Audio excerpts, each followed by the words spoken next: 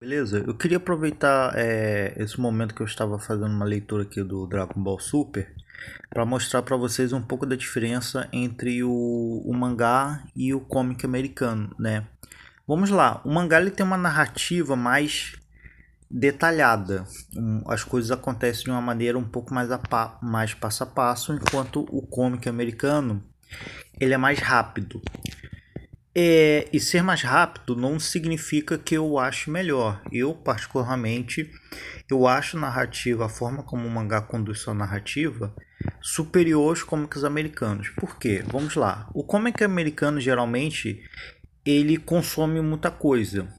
Eu tenho a impressão de que ele quer te passar imagens grandiosas, né? Ele não está preocupado nas sutilezas de uma história. Por exemplo, isso daqui o momento em que o Moro e o vilão lá pediu para que os bandidos lá da prisão galáctica fossem libertados.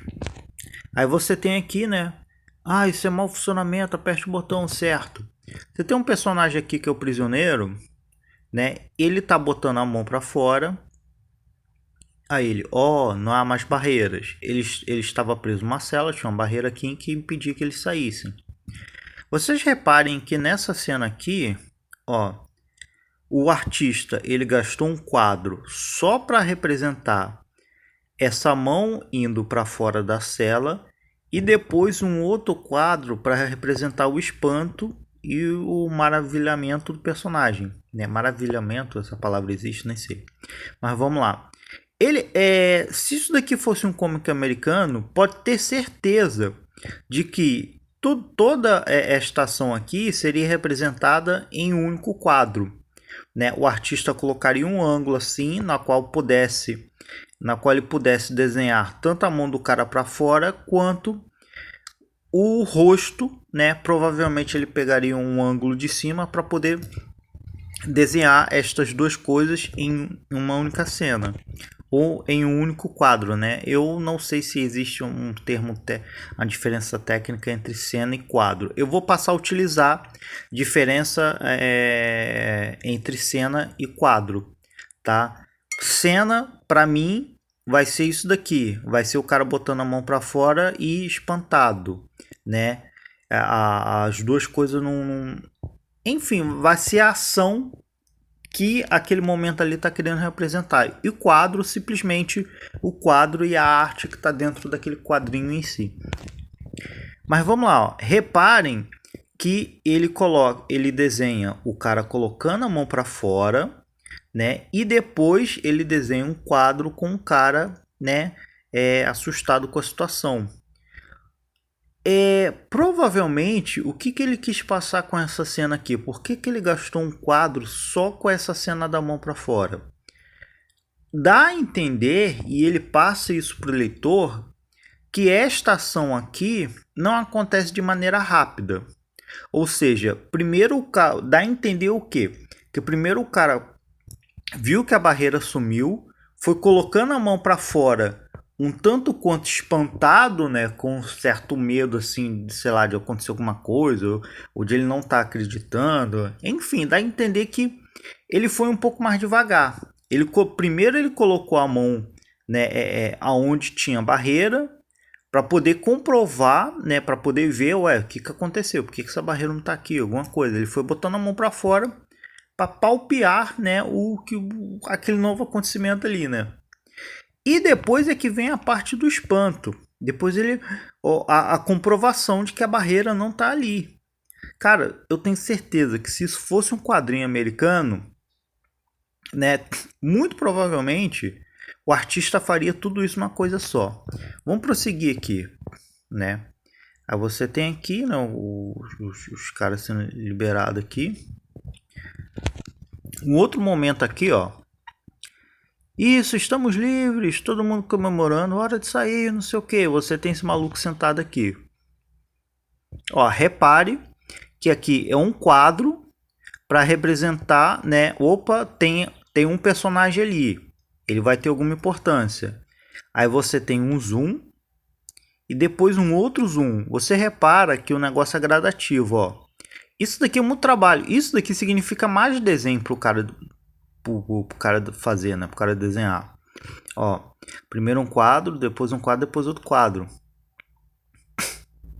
Ele poderia ter feito o quê? Ele poderia simplesmente ter gastado um quadro, né? Ter feito só esse cara aqui, essa cena, e ele falando aqui.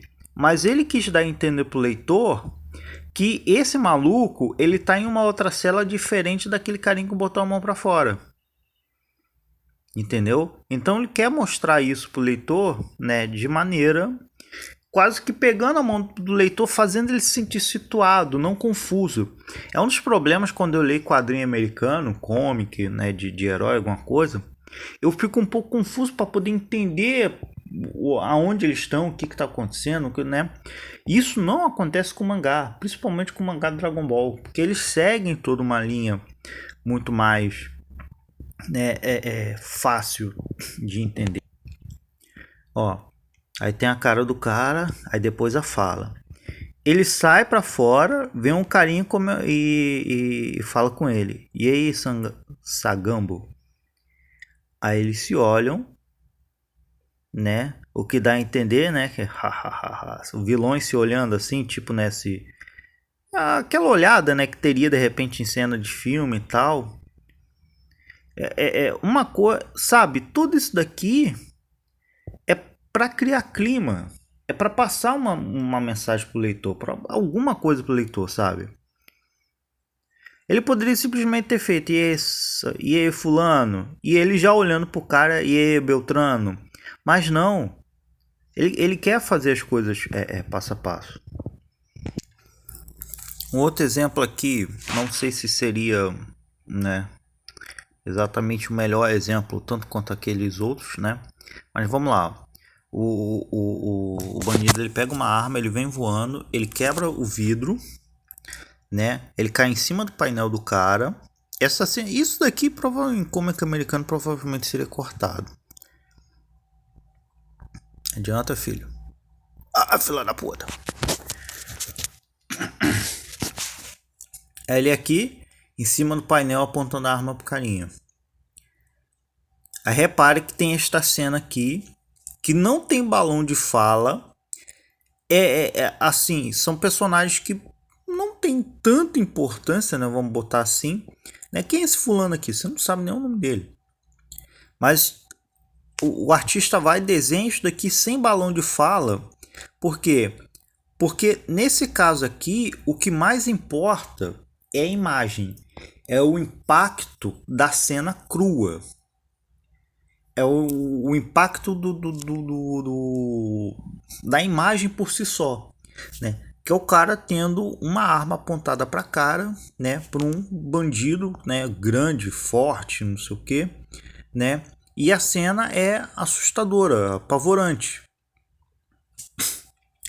Ele poderia ter feito o quê? Ele poderia ter colocado esta fala aqui já nesse quadro,